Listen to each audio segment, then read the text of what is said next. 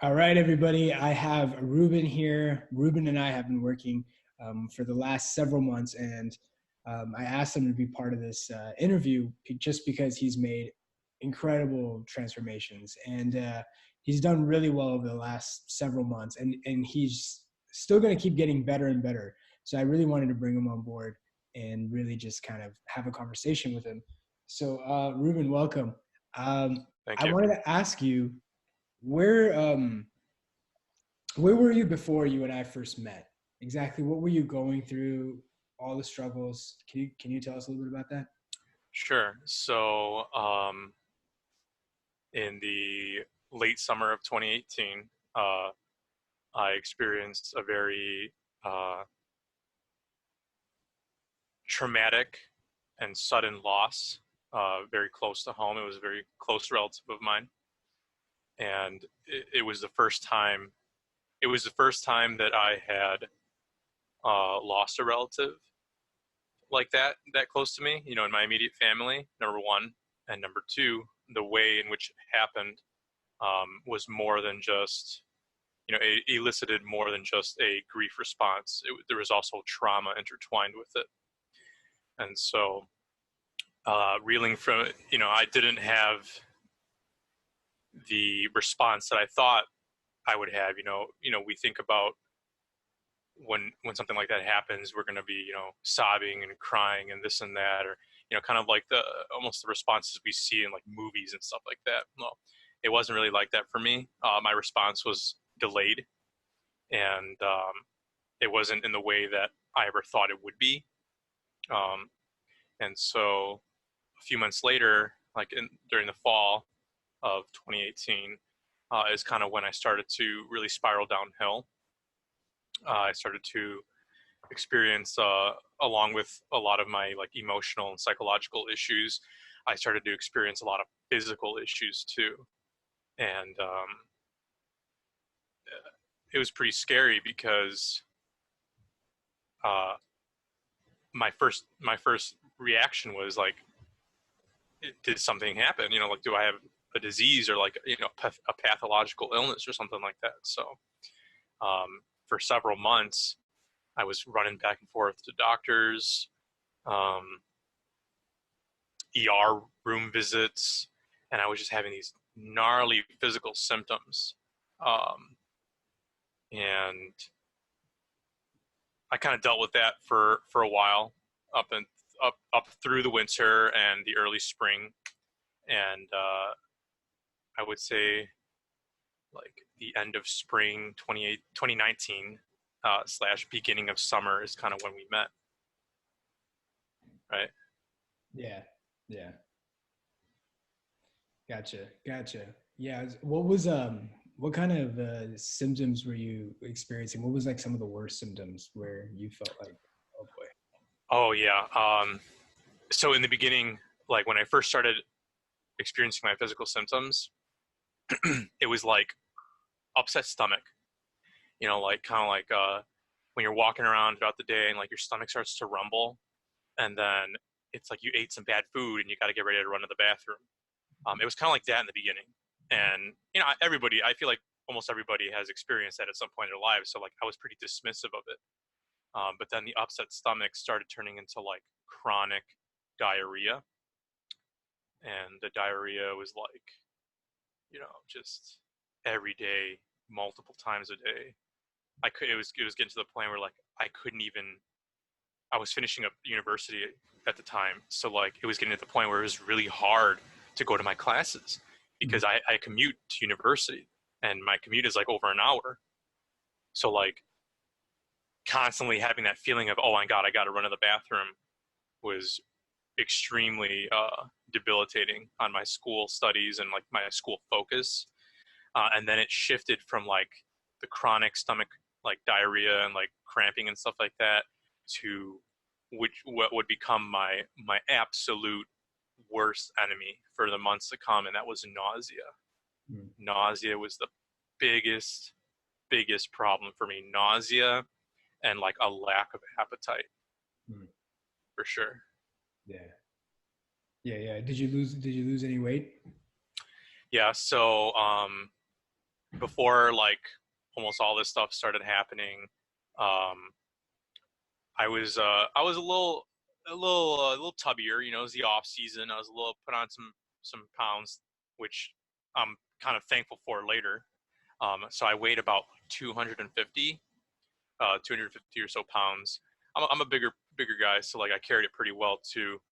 Um, but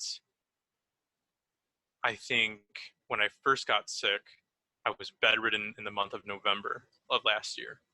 And I think during that month alone, I lost about,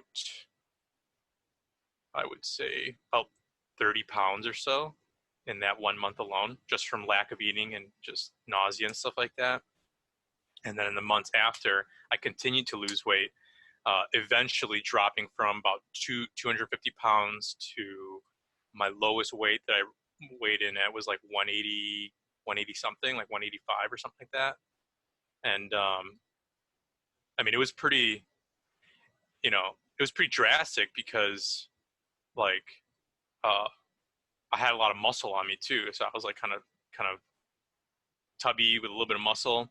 And then naturally when I'm like in the in season, I'm just a lot of muscle. And so, people out there might be like, oh, 250 to 180, like 180 is still pretty heavy. Well, not for me. Like my comfortable weight is probably like closer to 200 to 210. And so, it was pretty, from the outside perspective, it was pretty,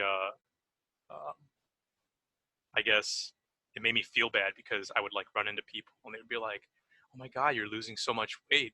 Oh, I wish I could lose weight. And I'm just like, but they didn't know that like I'm losing this weight in a very unhealthy manner. And, you know, I'm not eating. Yeah. So, Gotcha. Yeah.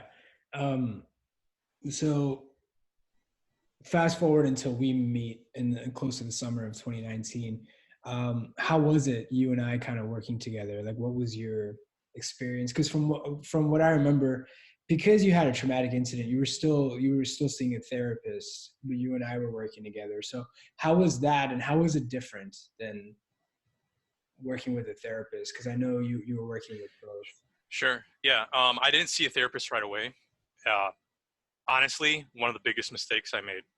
Like anybody who watches this, I strongly recommend you get professional help for any issues like as fast and as soon as possible, even if you think you don't need it. That was mistake number one. I didn't see a therapist until like months after. Like this was like December, already going into the new year. It had already been like 4 or 5 months or something like that since the summer. Um, but yeah, I worked with a therapist, and I continued working with a therapist through the spring, and it was good. I mean, it was a lot of help. I learned a lot of new things. And then when we met, I think the beginning of June, um, I still was going through a lot of recovery, and but I also didn't know a lot of things as well. So like, I was still falling back into this old mentality of like, oh my God, like I'm still sick. I was still taking medicine and stuff like that for what I thought, not what I thought, but what a doctor thought I had. And then, so yeah, fast forward to the beginning of summer or so when we met, I met you. And at first I was like really skeptical because, the way we met.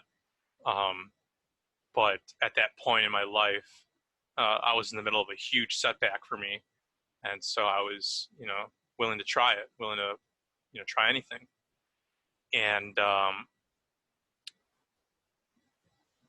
it was really good to start working with you because I feel like it's a little different from working with a therapist, because a therapist, you have a set of goals that you work with a therapist, and with you, it's not really like hand holding. There's a lot of like, I mean, you can be there a lot if need be, but I feel like the work that came with you was a lot of like guidance, more like it was guidance instead of like hand holding and you're gonna fix it.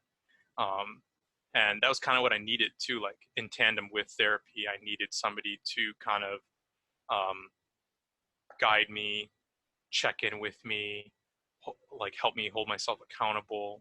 And that's something that I couldn't achieve with therapy alone, because I do therapy once a week. And, the relationship I have with my therapist, she's a great therapist and I love her. Um, but, at the end of the day, they can't be there for you 24/7. Yeah.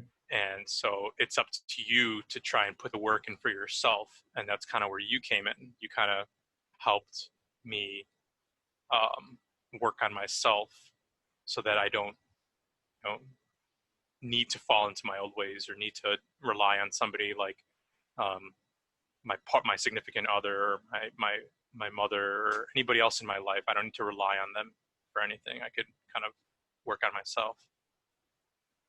Gotcha. How are the symptoms now?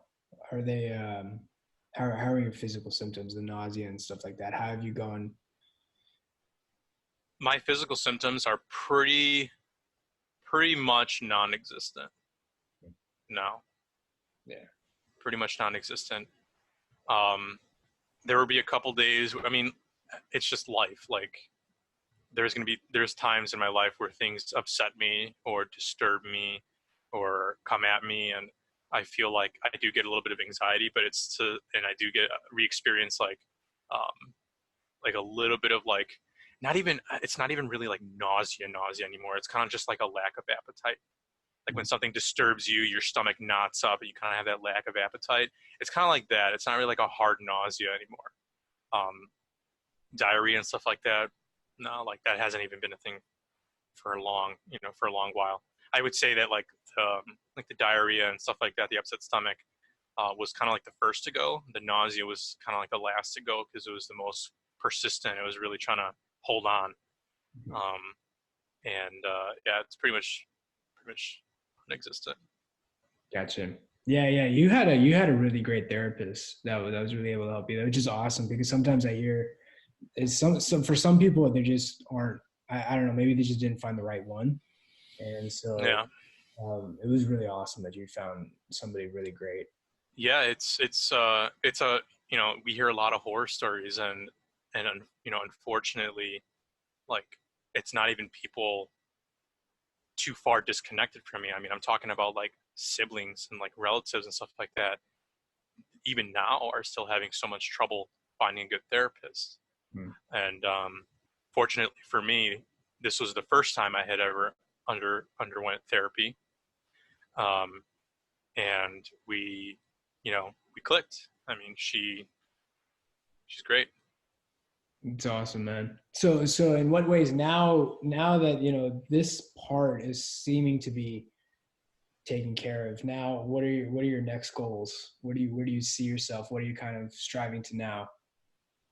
Yeah, so it's kind of weird because like when you're going through something as severe as I did, um, my thought at the time was like, and I'm being like so serious. I'm not even trying to be like overly dramatic about this. Like it was so bad at one point that I was like, my life's over.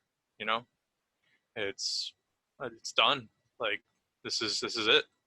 Eventually I was eating between 0 and 100 calories a day for several weeks.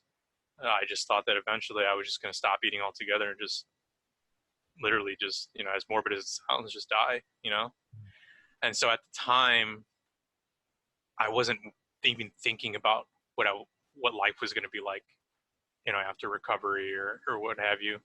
But now, like, as I started to recover, thoughts and hope and stuff like that started to kind of creep its way in. And it's like now, like, I graduated college. Um, I just got hired for a new job, and it's a good job too. And so like those are the things I'm striving for, like um, a good time at a good job, to perform well at this new job. Um, Now that I finished college, eventually I can, now I can worry about pursuing my education, down the line, not too far into the future, a little sooner rather than later. I can, worry about like just going to the gym and just like working on my health and stuff like that, and functionality for my body, you know, just stuff that I didn't think about before, because before I was just worried about, oh my God, can I just eat something? Yeah. No, totally. Yeah. There's like it's weird. It's like an appreciation for like the smaller things now. Mm-hmm. Yeah. So Definitely. what would you tell somebody who's kind of going through the same things that you are? They're going through some physical symptoms. They're really struggling with things. They're really having a tough time seeing themselves go back to normal. Because I know it feels like it's very far away. And you and I both experienced that. We experienced that. Look, this is it. This is over. Like we can't really get out of this. Somebody like you a year ago, what exactly would you tell them? Sure. There's a number of things, and I'm trying to stay on tangent, but so the first thing I would say is, uh, you know, are you getting professional help? Would be like the first thing I would say. And if you're not, then that's like step number one. Professional help in any direction. I mean, therapists, they decide to just, you know, on board with you. Um, Professional help, like that's like a must, I think. Number two, what would I say to somebody in my like, you know, in my position, or going through something I would go through, or I went through? I'll say something that you told me. You know, like, just keep in mind that it may be your now, but it's not your forever. I mean, those are words that I really held on to, like when I was going through some really rough patches. You know, just keep that in mind. And the reason why that's a huge thing is because for anybody out there who's going through something, I know that it feels like time slows down by 100 times when you're going through whatever you're going through, or while you're going through whatever you're going through. And what may be a week of going through any symptoms or anything that you're going through honestly feels like 10 months. But just keep in mind that it will eventually get better. But here's the but: you got to put work into it. You gotta be proactive. That's like my number one thing: being proactive. You know, see a therapist if if you do need medication. You know, because I'm not going to knock medication. Some people, they need medication. And if you consult your doctor and you guys decide that that is absolutely something that you need to do, then go that route too. But you will also need to put work into yourself as well. And working with you, Shaan, has kind of like really helped with that, putting that work into yourself. But it will get better as long as you stay proactive in working on yourself through therapy, you know, keeping on track for any medications you need to work on, you need to take, and holding yourself accountable for, you know, your actions. Yeah. Gotcha, man. That's awesome, dude. Yeah, I think your future is gonna be really bright, dude. I think it's still gonna keep getting better and better and better. And yeah, man, really looking forward to, I guess, kind of your next chapter, man. It's gonna be dope. Thank you. Yeah. Yeah. I explained to you too that like this most recent, you know, with everything that's happened most recently, it feels like a book has been closed and I'm opening a new book into my life. Yeah. Gotcha, man. Yeah, and you and I are gonna still stay in touch, and you know, I think you and I will be in communication all the time, even when you're doing well, you know. So I really appreciate you doing this, man. And yeah, I'm sure the people watching this are really gonna look at you as a form of an inspiration. And I hope so. Yeah. Awesome, man, dude. Well, thanks And for. I will say actually too that like, you know, in the beginning, I mean, you remember we were in like talking multiple times a week, like several times a week, or even multiple times a day. And it's like, when you kind of put in the work, and as we continued on our journey, it's to the point now where we talk to each other, we check in with each other now like once every half week or something like that. It's, you know, it's very, it's mostly just to, you know, stay on top of, you know, stay on track. Yeah. And to maintain accountability. But the work's pretty much done. Yeah. It's like, you know, at times, like, I'm just like, life's good. Yeah. Or life's getting better. Yeah. Whereas then I was like, my life is over. Yeah. You know, this is it. Yeah, dude. Yeah. Like, Huge, like completely opposites, like sides of the spectrum. You know, so. Yeah. I mean, it's one of those things where you just kind of, you just look back and you're like, wow, you know, like the journey is, it's a lot of growth, and you've kind of built up a momentum in a way where now it's like you can keep yourself on track, like you know what to do and whatnot, and like even in terms of keeping you accountable, it wasn't even you I didn't even have to do much of that. I just think a lot of times a lot of people don't even know what to expect with recovery. And Yeah. you know, you knew, okay, this was planning on happening, this is how it looks like, you were pretty good on your own. You picked up things really quick, and But see, here's what I say. Here's what I will, where I will say, I can't even talk right now.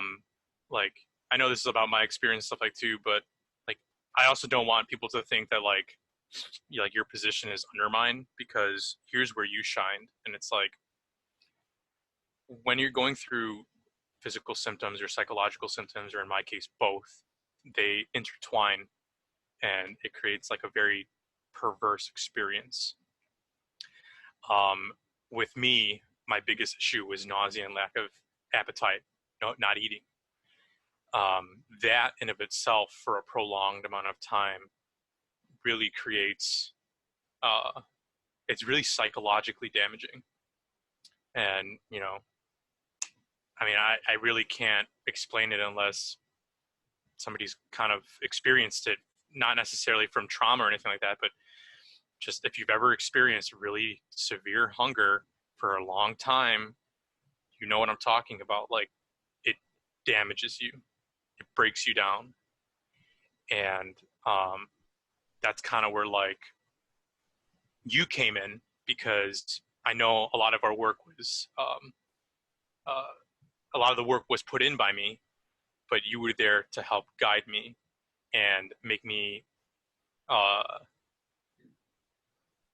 kind of help me realize that I'm not crazy, that I'm not, you know, just thinking things. Because when you're experiencing such intense psychological and physical reactions, thinking logically kind of goes out the window sometimes. And I like to think that I'm a pretty logical person. And you know, I educate myself on a lot of things, you know, even medically too. But all of that reasoning and logic and any education or anything that you've practiced kind of goes out the window when you're experiencing it yourself. And so having you there to kind of reassure me, talk me through it, guide me through it, was super impactful. Super impactful. Yeah, man. Yeah, I appreciate that. And yeah, I get that. Like all of us we all kind of fell into it. It's weird. Like when we're in the midst of it, it's like a midst of a storm. Yeah. It's hard to figure out where you're located and what's the right direction. Yeah. You just tunnel vision, and you can't see the light, and you just don't ever think that you're going to see the light anymore. But yeah, to put it into like an analogy, you're like that voice where it's like, follow my voice. Yeah. Kind of like moving around, and you eventually find something and you start heading in the right direction.